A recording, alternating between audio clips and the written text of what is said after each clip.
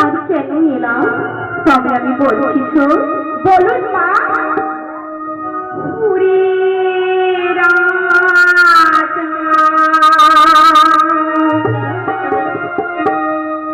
বলি শোনো,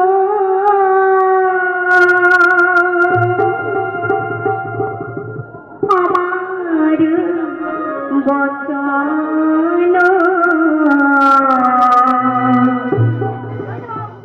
তীর্থবাসী আমি দ্বাদশ বছর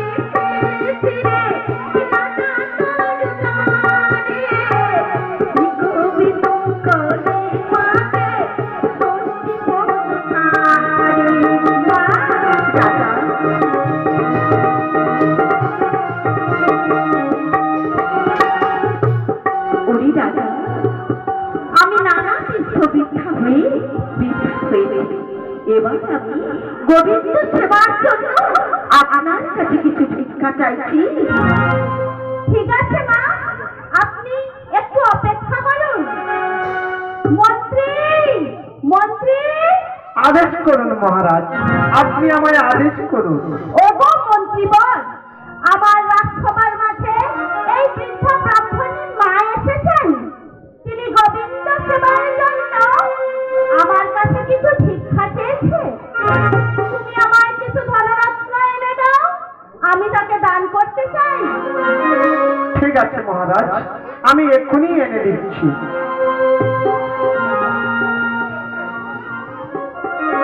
এই নিন মহারাজ, আমি কিছু ধনরত্ন এনেছি, এই নিন ধরুন।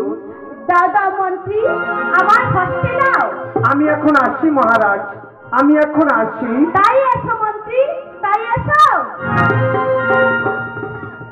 এই নাও মা, আমি আপনাকে কিছু ধনরত্ন দিলাম।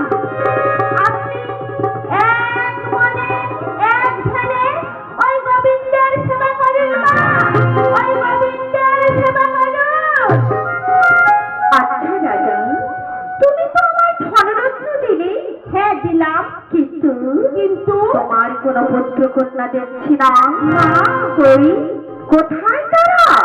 তাদের কি ডাকু, আমি যাওয়ার বেলায় তাদেরকে আমি আশীর্বাদ করে যাই। কি বললেন মা, কি বললেন? পুত্র কন্যা, যে পুত্র কন্যার জন্য আমি দ্বাদশ বছর শিব পূজা করে এসেছি। তাছাড়া আমার সাত ছাত্রী রানী থাকার সত্ত্বেও আমার কোনো পুত্র কন্যা নেই মা, আমার কোনো পুত্র কন্যা নেই। রাজা, মা কি বলছো রাজা? পুত্র কন্যা কিছুই নেই? না মা। তাহলে আমার এখানে আসা ভুল হয়েছে মা। কারণ আমি নিপুত্রীর হস্তে কোনো ভিক্ষা গ্রহণ করি না। কি বললেন মা, কি বললেন? আপনি নিপুত্রের হস্তে ভিক্ষা গ্রহণ করেন না? আচ্ছা বলুন তো মা, নিপুত্রের ভিক্ষায় দোষ কি? আর যিনি পুত্রবান তার কি গুণ মাতা, তার কি গুণ?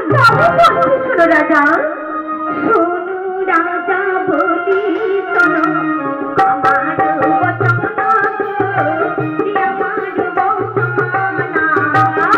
রাজা